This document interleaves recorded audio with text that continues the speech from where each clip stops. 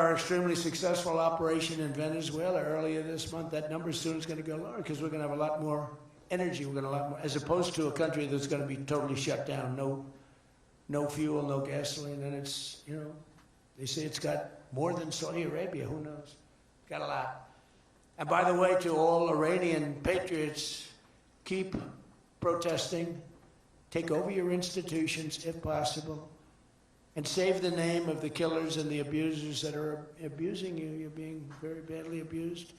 If the numbers are right now, I hear 5 different sets of numbers. I hear numbers, look, 1 death is too much. But I hear much lower numbers, and then I hear much higher numbers. But I say save their names because they'll pay a very big price. And I've canceled all meetings with the Iranian officials until the senseless killing of protesters stops. And all I say to them is help is on its way. You saw that I put tariffs on anybody doing business with Iran. Just went into effect today. And I say make Iran great again. You know, it was a great country until these monsters came in and took it over. And it's all very fragile. What would have happened to us? I'm telling you. If I didn't win this election, what would have happened to us?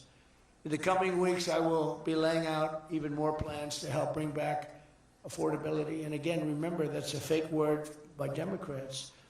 Prices were too high. They caused the high price. They never want to talk about affordability. They always go, this is an election about affordability. I say, they caused it. But they're good at that stuff. They're good at that stuff. They're fake. And they're good at that stuff. It's an election about high prices that was caused by the Democrats and that I brought down a lot. And remember, when you see energy coming down like I brought it down and gasoline coming down, that brings everything else down. It's so much bigger than any other factor. When gasoline gets to be $1.99 a gallon, everything comes down. The donuts come down, the truck that delivers the donuts, the stove that makes the donuts, the whole thing, it all comes down. And it's coming down much faster than anybody can even believe. And remember, though, I always say, because, you know, normally when that goes down, the world comes down. That's the bad way of bringing it down. Our growth is through the roof. So I always want to say that whenever I say prices are coming down, but our growth is going way up. 2 beautiful events, the exact opposite of the Biden administration. As part of those efforts at Davos, next week I'm going to provide much more detail about our housing policies so that every American who wants to own a home will be able to afford one. We have some great things happening with housing, as you know. You saw the $200 billion buy-in on bonds and mortgages. This will include a ban on large institutional investors buying up single-family homes all over the country and making it impossible for people to buy a home. And I've also announced that the U.S. government is purchasing $200 billion of mortgage bonds to bring down mortgage rates, and it's had a huge impact. It's already started. And just last week, the average 30-year mortgage dropped below 6% for the first time in many years. It's coming down very rapidly, and that's not with the help of the Fed. If I had the help of the Fed, it would be easier. But that jerk will be gone soon. In addition, I proudly called for the credit card companies to cap interest rates at 10% for 1 year, because they're getting 28 and 30% and 32%. And it's unfair. The rates are way too high. To provide further relief to hardworking Americans, we'll also be confronting one of the biggest factors in driving up prices, the monstrosity known as the Unaffordable Care Act. You know what that is, right? It's Obamacare. It's a great name, Unaffordable Care Act. Did anybody ever think of that one before? It's true. It's the Unaffordable Care Act. Obamacare was a gift to make health insurance companies rich at the expense of the American people. In particular, the so-called enhanced premium tax credits were a corrupt payoff to the insurers, whose stock prices went up more than 1,000% after Obamacare was signed. I want the same money I want it to go directly, very simple. I want the money, those big amounts of money paid for by the government, to go directly to the people so they can buy the health care that's right for them. They can negotiate their own deal, health care savings account, but they'll buy their own health care. And everybody loves it. That's why later this week, I'll announce our healthcare affordability framework that will reduce premiums for millions of lower drug prices, delivering price transparency and demand honesty and accountability from insurance companies all over the country, all over the world, actually. Healthcare costs will come down very fast with my most favored nation executive order. We're doing most favored nation drug prices. When we would have drug prices stay the same, everybody thought it was great. They're going to be coming down thousands of percents. We're standing up to special interests and slashing prescription drug prices by 300, 400, 500, and even 600% and more. I mean, think of that. On that alone, we should win the midterms in a landslide. We're doing favored nations. The country that pays the lowest price in the world is the price that we're going to pay. And we got that because of tariffs, because I said to the countries they wouldn't approve it. The drug companies were tough, but they were fine. But they said the countries will never do it because you have a pill that sells for $10, you have to sell it for 20 or 30, so you'd have to double or triple the price of their health care there for prescription drugs. Ours would come down from $130 to 20. Theirs would go from 10 to 20, the world being a bigger place.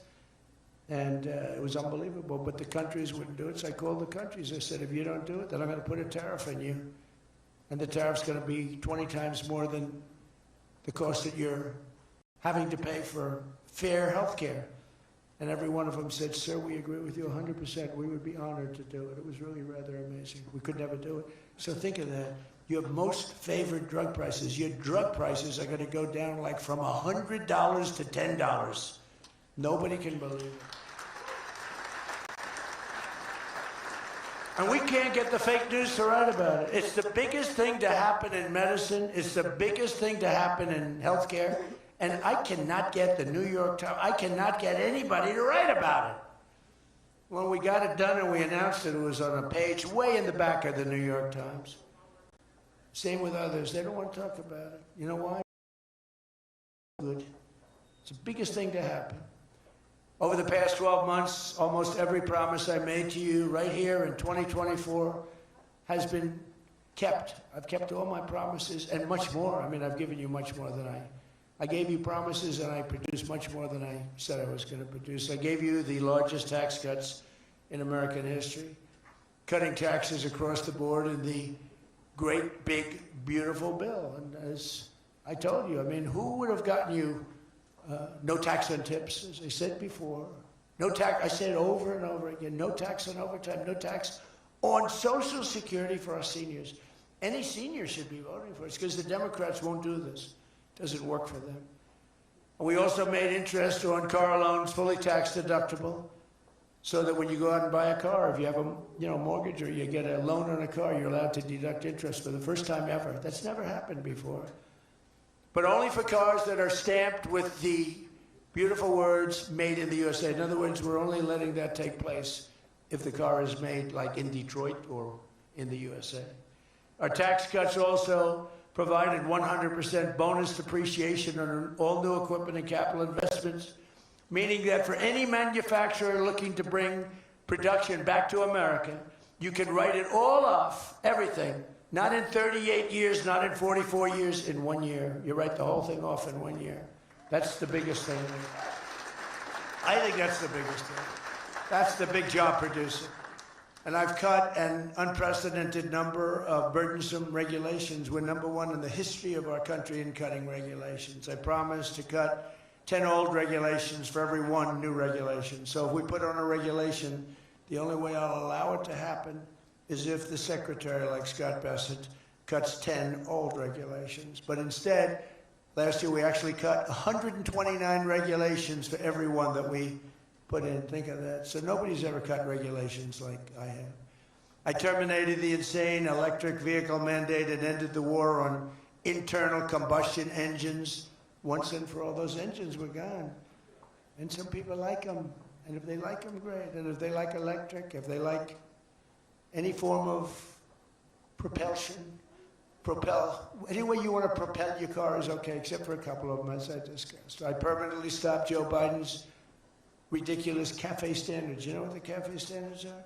They're standards that make it impossible for you to build a car affordably. They make it impossible for a car to really work right. The CAFE standards sound so nice. The CAFE standards, it's environmental standards that are impossible to meet. And we're canceling the EPA's absurd tailpipe emission standard, one of the worst ever.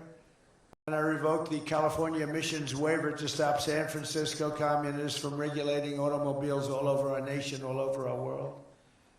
Boy, I have done so much for the car industry, Nobody thought it was possible to do this. And that's why you're in